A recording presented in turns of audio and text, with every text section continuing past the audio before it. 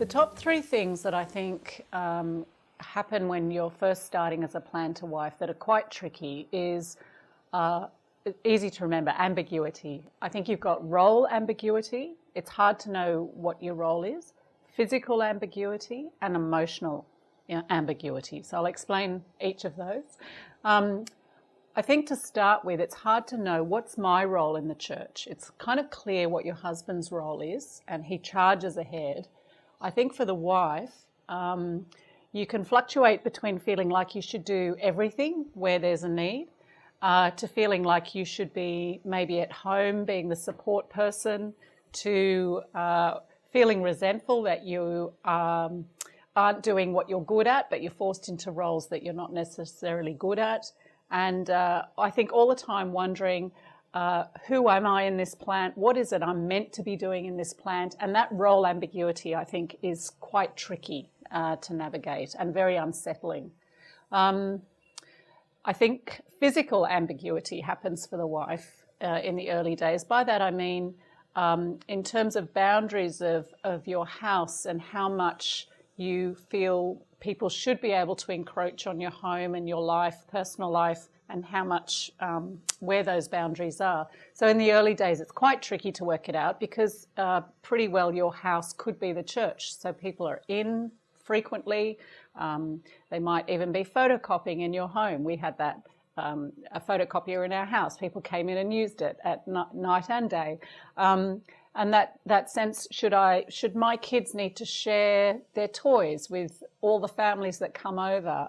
Should I have rules about people's shoes, or should I just be, would that be inhospitable to have rules in my house? So that physical ambiguity is quite tricky to navigate.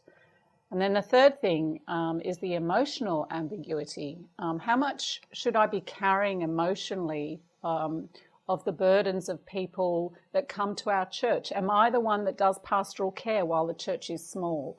Am I the one that meets one-to-one with all the women? And am I the one that I need to be there for my husband as all his emotions or the weight and the stresses that he's carrying? Should he be able to, does he need to put them on me? And how do I carry that without being dragged down by it? So I think those three areas are loom large in those early years and are quite difficult to navigate through. How do you, how do you navigate through that? I think it's good to actually become self-aware about, are there pressures in your own mind about what you should be in those areas? Have you got like voices in your head saying you should be like this?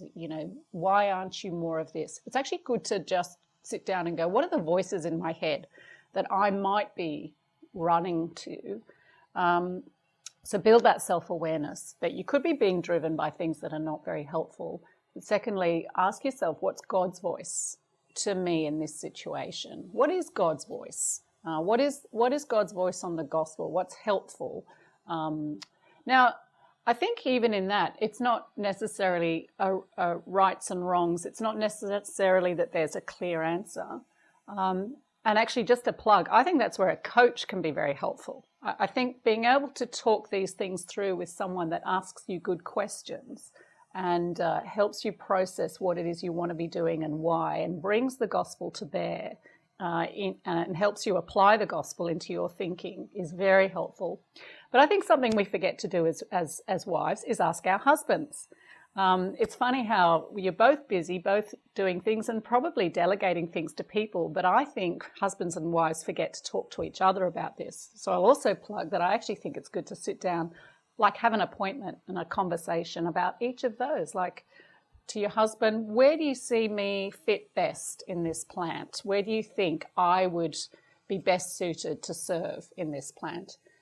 With the physical ambiguity, sort out together what you want to be doing together. What are the boundaries in your home that you're happy to have together?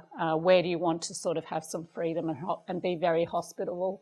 And then emotionally ask your husband, what would you like me to be for you in this? Do you want me to be the kind of person you can tell anything to?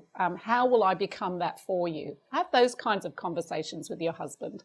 So they're two options to navigate. But just be very careful, I think, in all of this, that we're trying to work out what it is God wants us to do, and be careful that it's obeying Him and not other pressures that we're feeling, because we don't have to prove anything to God. We don't have to be something that we're not to God.